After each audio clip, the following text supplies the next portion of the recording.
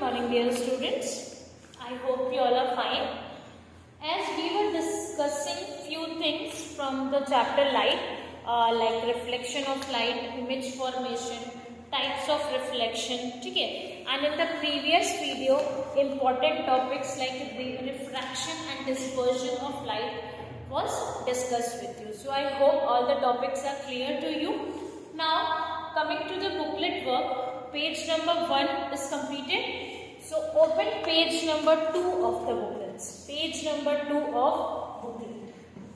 Page number 2. Okay, let us start the questions. Question number 2. Light gets bounced back when it strikes the surface of the mirror, which helps us to see the image as seen in the figure. Label the incident ray, reflected ray and draw normal in the diagram. Also label the angle of incidence and angle of reflection. This is the question given in the booklets. Okay? You will have to label the incident ray, the reflected ray, and then you have to draw the normal, and also you have to label the angle of incidence and angle of reflection. So if this is a plane mirror, and this is the polished surface of the plane mirror.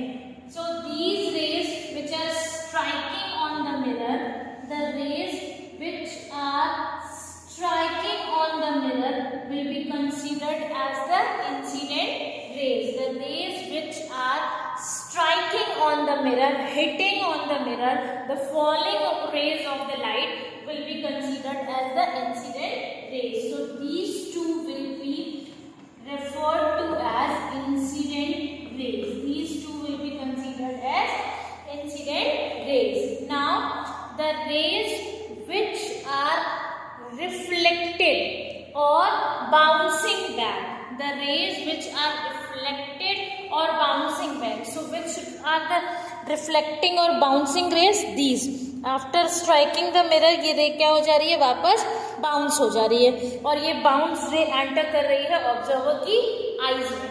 So these rays which are bouncing back will be considered as the reflected rays. These two will be incident rays and these two will be the reflected rays. ठीक है? Now also I told you about the normal. What is normal? If you remember, the imaginary perpendicular which is drawn between reflected rays and incident rays is considered to be normal. The imaginary perpendicular which is drawn at the point of incidence means between reflected ray and incident ray is considered to be normal. So in this figure, where will be normal drawn? The normal will be drawn here between the incident ray and the normal ray. Okay.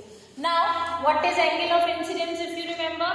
Yes, the angle between the incident ray and normal ray is called angle of incidence.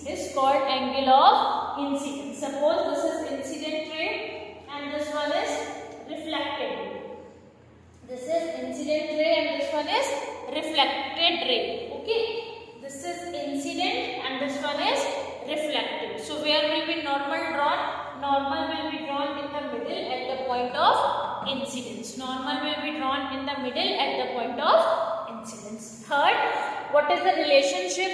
So as I have taught you the laws of reflection, the first law of reflection is all the three rays, that are incident ray, reflected ray and normal. All the three rays exist in the same plane. Next relation, what is the relationship? Next is the angle of incidence is always equals to angle of reflection. Angle of incidence is always equals to angle of reflection. So what is the relationship conducted in this situation? In this situation, angle I would be equals to angle R. Means angle of incidence is equals to angle of reflection according to the second law of